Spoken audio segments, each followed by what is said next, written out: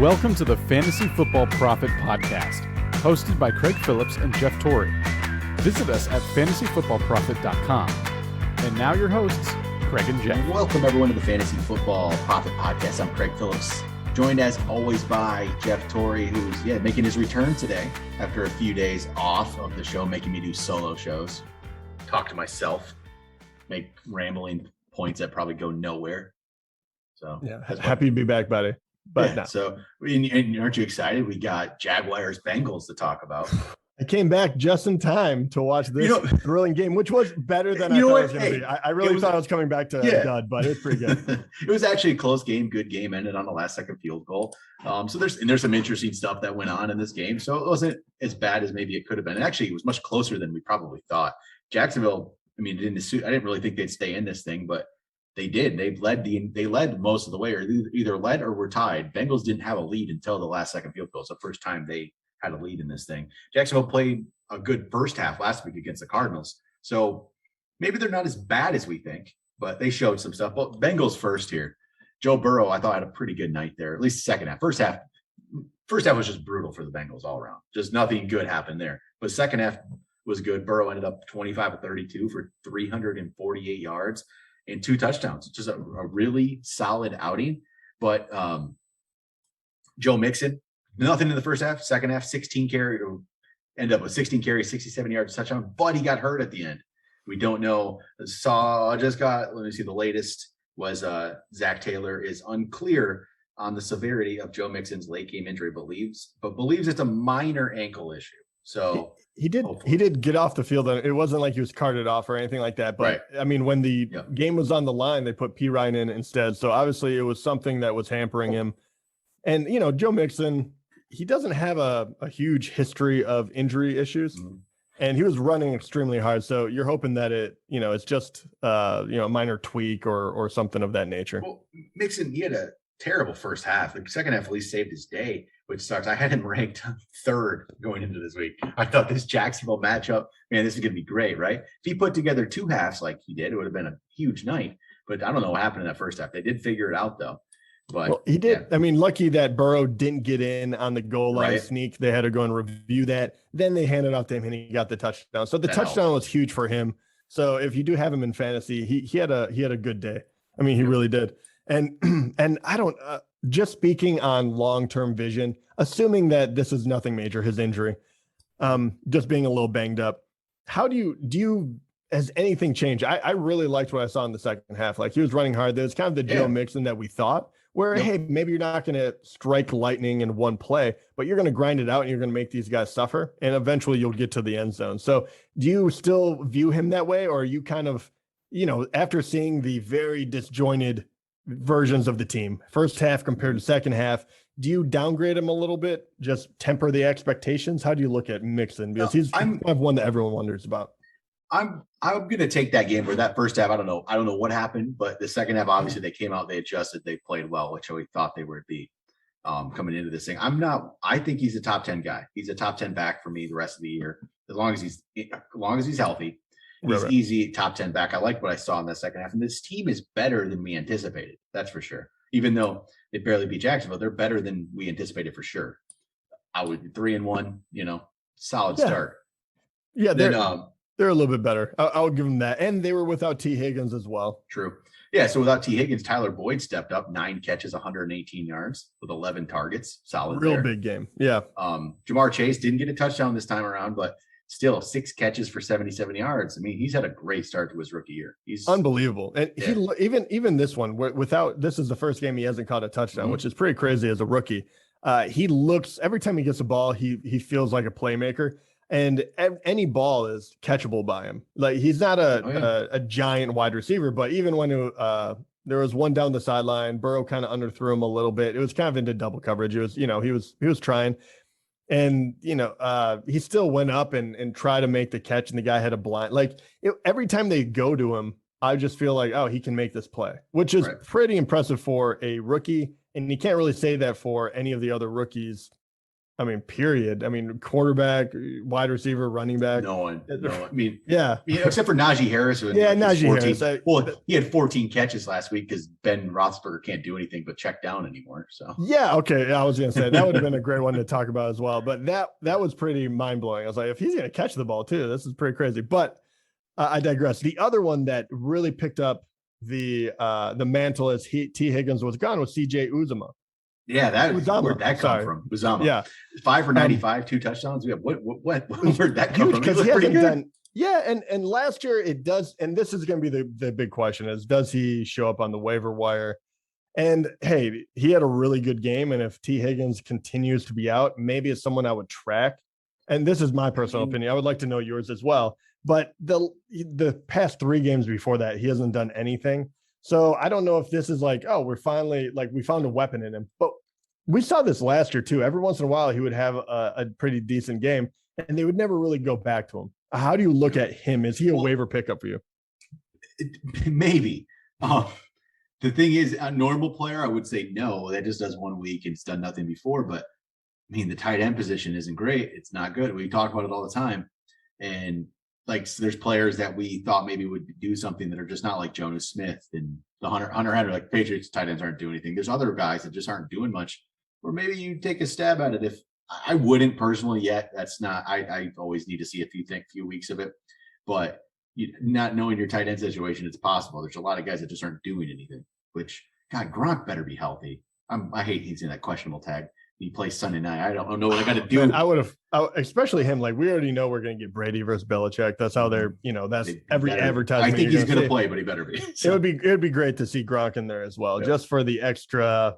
I don't know. I don't know at this point what we're getting, but it'd just be fun to see. Then Jacksonville side. So go to Jacksonville here. Trevor Lawrence was 17-24, 204, no touchdowns, no picks.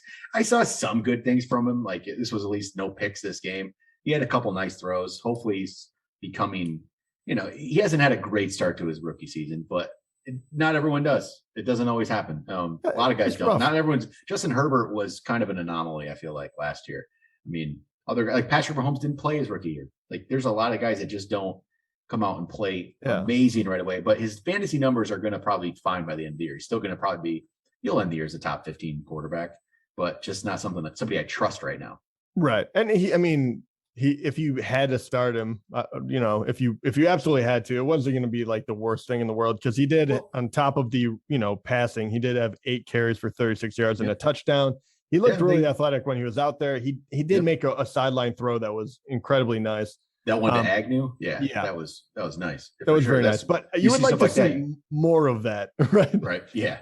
Like right now is just not quite as much as we need. And you can tell because the other guy I really want to talk about is your favorite player of all time, but James Robinson, who has slowly crept back to, 2 good weeks. He got like 5 carries in 11, now 15 and 18. Mm-hmm. And the very first game was shocking. We're like, how is that guy only getting 5 carries? All right, they're going different game plan.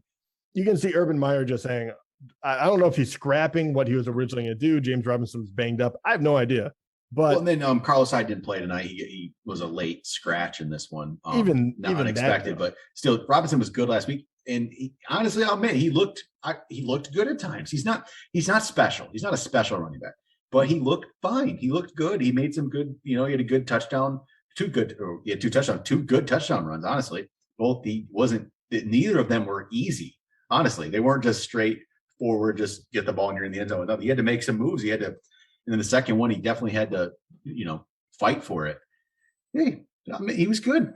No good. Yeah, can't say anything too negative about him in this one. He was good. Yeah, and until now that they kind of got back on track, until Trevor Lawrence comes to pick up the mantle, if you will, when he gets it going, that could affect James Robinson, or if he regresses, which is possible too. You have more tape on a rookie.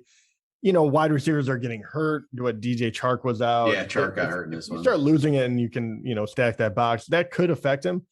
But right now, if Trevor Lawrence is just playing kind of mediocre, kind of like what we expect, like just getting his feet wet right now as a rookie, James Robinson will probably have games like this. I don't know if you're always going to get 2 TDs or whatever, but if you get 18 carries, and we always talk about it, if you get the carries, eventually you're going to look pretty good. And he has always kind of averaged just over 4 yards a carry. I have no reason to believe it's going to change. So he does seem like kind of a safe bet moving forward. Now that Urban Meyer, whether he turned the ship or if he's just, I don't know, just decided to grind it out and take the pressure off Lawrence. Either way, James Robinson, do you feel the same way about the outlook for him for the rest of the year? Or are you kind of like for the next couple of games and you believe in Lawrence and then you would trade him or something? I mean, if they use Robinson like this, he's a good back to have. He really is. He did solid. Again, maybe are we overrating the Bengals? Like they did play really poorly in the first half. So maybe it's just not a good team he went against, but 2 good weeks in a row. That shows me something, right? So it's not all fluky either. Some good runs in here. I think he's a solid, still a back end RB2 for me, but he's there. That's where he's at right now. Yeah, solid guy. Oh, I don't know. I don't want to say too much yet. I don't want to admit defeat yet. No, he's solid. Also, it's hard to tell too, because when you're 0-4, they were last year too, and they ran the crap out of the guy. So this could be where Carlos Hyde getting that late, being a scratch late before this thing that could be the the end for him. Like he was all of a sudden he doesn't get the work because he's not there. Robinson gets all the work, and maybe Urban Meyer's like, can't play Hyde anymore. We'll see. I mean, it could. He absolutely could. And I was going to say the last guy is another guy that I know you thought highly of, or at least his athletic ceiling was. Oh God, so I did, but you didn't hear last night's episode, did you, Jeff? No, I did. Or you just ragging on Chenault? I told people you could drop him, no problem.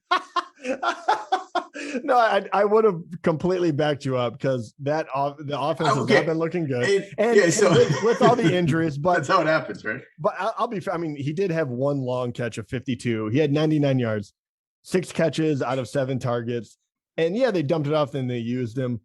He is kind of like right now. He's kind of Marvin Jones.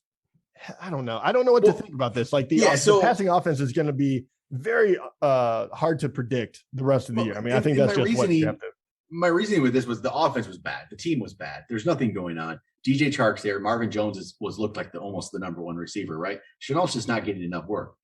People are holding on to him because he liked the talent. It's just not happening. And look, hey, Chark gets hurt. They use Chenault, I guess. There you go. But I like him. I like that one. I like Laviska Chenault. And Chenault, I mean, maybe he's I would not pay a lot for him, but if you're in desperate need of a wide receiver, then he might be like a streaming case. But right now, until Lawrence can show me that he can throw a few touchdowns, the upside to any of these wide receivers is incredibly minimal because, you're not going to really go over 100 yards. I mean, that's the best case scenario at the moment. Yep. So until that changes, I'm kind of with you. Even now, like it'd be great if you had him, you can wait one more game. But if you needed to free up a spot, I don't have high hopes for any of the wide receivers. Yep. Well, so that's about it for the game. But you know what? This made me thought. I want you to react to my droppable list real quick. Sure. See what you think. And this is mainly for 10-team leagues. These guys you could probably, I feel like not saying you just need to go drop them. It's if you need a spot because there's injuries. Like I'm in a situation right now on one of my teams where there are 4 players that I would start that are all questionable. 4 players are questionable. And sometimes obviously you're not dropping them. Tough decisions have to be made. And sometimes, okay, you know what? Maybe you don't necessarily want them. You want to hold these guys, but don't drop them and don't look back. You're fine. Don't worry about it. So number 1 was Robbie Anderson for me. Robbie Anderson. I have no issue with that. I'm not a big Robbie Anderson. People had issues with it. They were telling me, he's going to have a big week.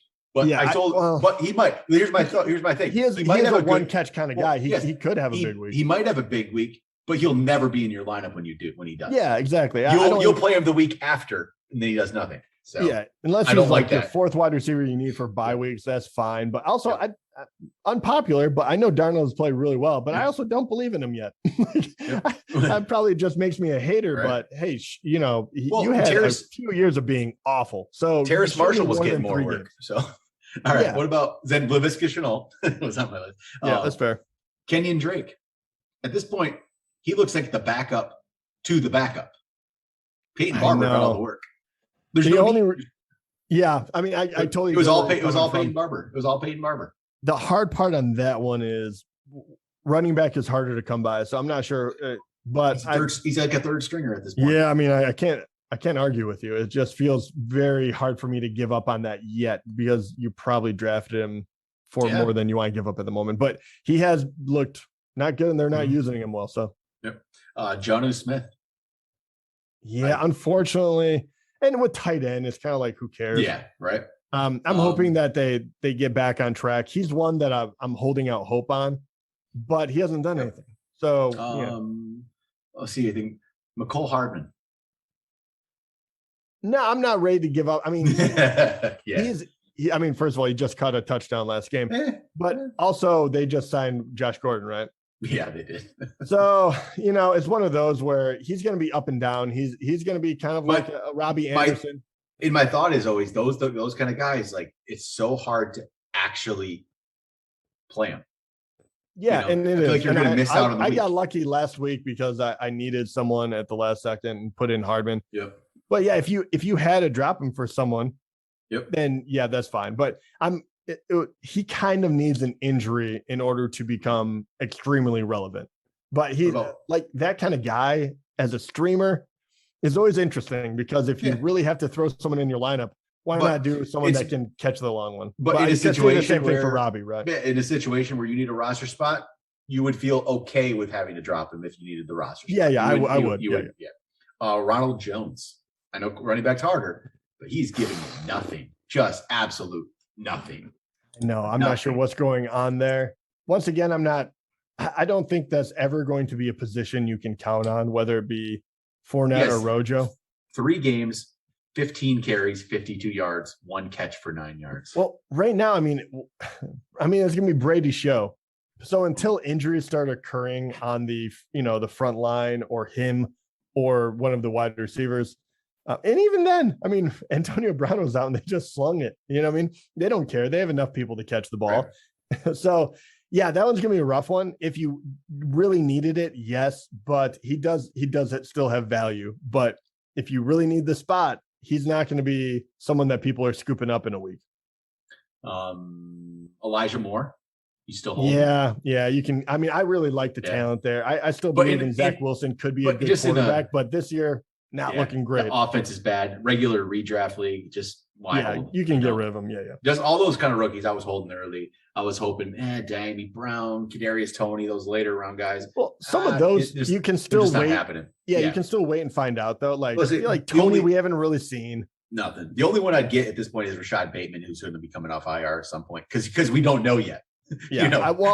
I do actually. I think he would be a very interesting one to grab off waivers because, I mean, there's still a lot to be done on that Baltimore offense.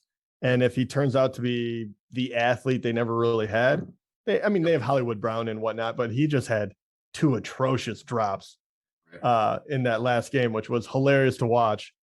I did get to see that one in a bar, and everyone in there knew that it was going in. That field goal breaks the NFL record. As soon as it hit the crossbar, it was like everyone kind of just waited. Like some people cheered in the back, and then we're just like, it's not over. And then you just see it pop over, and we're like, it's about right. It's about right. It wasn't even upset. Everyone was kind of like, we're waiting for it to happen. Isn't that crazy? Like that's the life of a Lions fan. The only way they lose that game is there's a 4th and 19 conversion, a non-delay of the game call, and then a 66-yard record field goal. Like off the crossbar. I mean, I was like, this is perfect. I was like, all we need now to make this complete about a Detroit team is there has to be a rule change.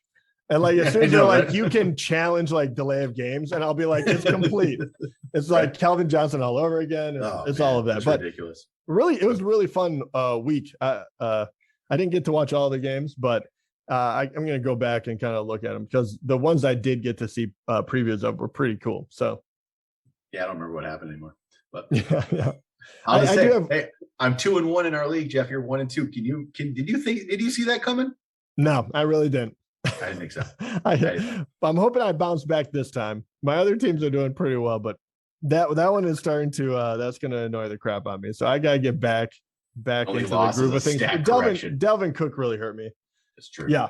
I do have a question because in one of the many leagues we're in, I have to make the decision finally where I think it's actually close between Tom Brady and Lamar Jackson. Where do you have questionable? Yeah, right. And it's kind of funny. So which one would you actually do? I'm actually asking for me because I think this is a very fun question now that we're a little further into it with quarterback. I feel like I can't see Brady not having a great game against the Patriots. I feel like I just want to play Brady against the Patriots. Yeah. And the Lamar injury thing is kind of interesting. He's missed a couple practices, right? I don't love that. Yeah. I don't love what I'm seeing. And he's going against the number one pass defense, but you wonder with the legs, you're like, all right, do you just run all over them? Yep. And then obviously, New England is no joke on D as well. We knew they were going to be better with all the guys returning from kind of their taking off for COVID. But yeah, right now I do have Tom Brady in there. So I'm kind of thinking with you being like, I'm just going to ride the wave of what I assume will be a revenge tour, even though he's already won a Super Bowl. That's not really how Tom Brady operates. So he's still going to want blood. So I think that'll be fun. And Antonio Brown should be back from his COVID IR slot as well. Yeah, I think he's back. But all right, you know what? One last thing. We got a question came into us yesterday after the mailbag show, an email from Brett who sends us questions every once in a while. So I want to get him in here. Last week he said we had talked about he had asked about Mixon, trading Ridley for Mixon, and we told him to do it, which I think is a good deal. I think at this point Ridley getting Joe Mixon looks probably good, even despite the injury. I don't think it's going to be major, but he said this is standard scoring. But now he has Mixon now after trading Ridley for him. He got offered, we'll see what happens if it's still on the table after if people are worried about Mixon, but he got offered Cortland Sutton and Jonathan Taylor for Mixon. Yeah, I would take that. You'd take that deal even with I think struggles for the year so far? I think down the stretch, Jonathan Taylor is going to be a little bit better than Mixon. Okay. I think they're kind of the similar player, but I think when the injuries kind of come around, I think the Colts will bounce back. I think they're going to have to rely on him heavily. Sutton probably puts it over the top for you. And especially if you need another receiver. Well, he has no joke as well. Yeah, it looks like he has Amari Cooper, Devontae Adams, Corey Davis. So Corey Davis is not as solid as we once thought. He's not bulletproof. Yeah, so he's definitely playable on some weeks, but Sutton would definitely be the improvement. So I like that one, and especially now if you are unsure about how banged up he actually is, if you can that trade still on the table, hit the accept button, I would do it right away. Yeah. Before we get off, there was one question on YouTube as well. I don't know if you've already answered this, so stop me if you have. But they asked by Yakov, should I trade Gibson, Justin Jefferson, Logan Thomas, and Boyd? So this is gonna be a long one. Mm-hmm. So those four players for Christian McCaffrey, Terry McLaurin, and Mark Andrews. So a 4 for 3. You would trade Gibson, Jefferson, Logan Thomas, and Boyd for Christian McCaffrey, McLaurin, and Andrews. I already know which way you're going, but I'm not worried about McCaffrey too much. They didn't put him on the IR. So in his short-term IR these days, it's only 3 games. They didn't even put him on that. And you also love McLaurin. I do. And Mark Andrews is better than Logan. Well, that's I think so. Now, yeah, I think so. But Antonio Gibson, even though I like the talent, I haven't necessarily seen a lot from him yet. It hasn't been overwhelmingly good. You do know Christian McCaffrey will be amazing, and he's only hurt for a couple games. Yeah, you want Christian McCaffrey, and then I like Jefferson more than McLaurin, but I don't like him. Like, it's not overwhelming at all either. Yeah, even though I'm not. I don't think McLaurin will finish in the top 10. I think Jefferson will, but I agree with you. I don't think it's overwhelming. And McLaurin will have enough games where you're like, I don't miss him that much. Christian McCaffrey is the difference maker. You can win a title with him. Yes, 100%. So I agree. I agree with you. Okay, cool. Well, I'll throw that up there too. All right. Well, that's it. We will be back Sunday night recapping week 4 already, which is it goes quick. But we got more this year. We still got 14 regular season weeks now. So we got a lot of football left, but that'll do it. Talk to you guys then.